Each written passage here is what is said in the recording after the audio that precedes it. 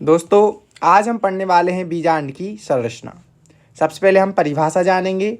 अध्यावरण युक्त गुरु बीजाणु धानी को बीजांड कहते हैं।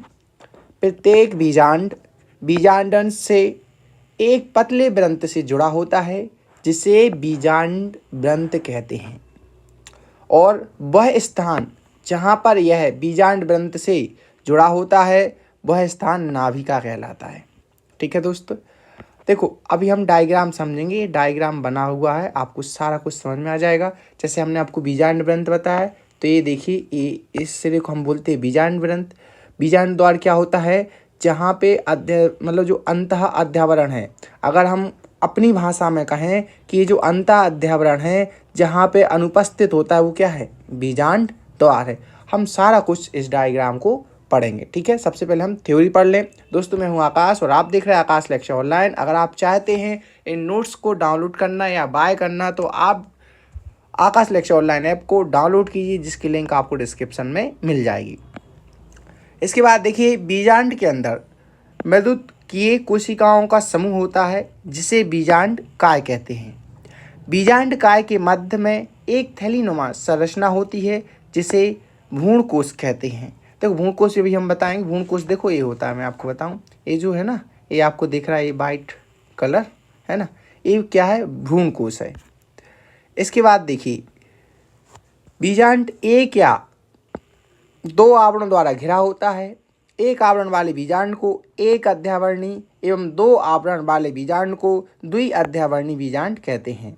बाहरी आवरण को बाह्य अध्यावरण तथा आंतरिक आवरण को अंतः अध्यावरण कहते हैं। बीजांड के अग्रभाग पर आवरण अपूर्ण रहते हैं, जिस कारण इस स्थान पर एक छिद्र बन जाता है जिसे बीजांड द्वार कहते हैं। देखो यहाँ पे हमने अब भी बताया आपको, बीजांड काय के अग्रभाग पर आवरण अपूर्ण होता है जिस कारण इस स्थान पर एक छिद्र बन जाता है जिसे बीजांड द्वार कहते हैं। मैं आपको फिर से ले चलूँ डायग्राम पे। देखिए यहाँ पे ये आवरण दिख रहा है आपको, ये आवरण है। ठीक है, अब यहाँ पे क्या है? आवरण अनुपस्थित है। अब आवरण को हम क्या बोलें? या तो हम अध्यावरण भी बोल सकते हैं। ठीक है, हम कहें जहाँ पर अध्यावरण अनुपस्थित होता है उसे बीजांड द्वार कहते हैं। देखो यहीं पे अनुपस्थित है ना। अब सीधी सी बात है, जहाँ पे अनुपस्थित है, अध्यावरण जहाँ नहीं है, तो हम उसे कहेंगे यार देखो यार वहाँ एक छेद टाइप का है। अब छेद क्यों है? क्योंकि पूरे में अध्यावरण है। ठीक है, पूरे में आवरण है, लेकिन एक छोटी सी जगह आवरण नहीं है, तो क्या कहेंगे? उसे हम छिद्र कहेंगे। ठीक है, चलो नेक्स्ट देख लेते हैं। बीजांड का वह भाग जहाँ से आवरण निकलता है निभाग कहलाता है, जो हमेशा बीजांड द्वार के विपरीत दिशा में होता है। अभी हमने देखा, यहाँ पे आप देख सकते हैं, बीजांड द्वार यहाँ पे है तो निभाग यहाँ पे अपोजिट साइड है। ठीक, इसके बाद बीजांड काय के एक थैली जैसी रचना होती है जिसे भ्रूणकोश कहते हैं। बीजांड काय के मध्य एक थैली जैसी रचना होती है जिसे भ्रूणकोश कहते हैं।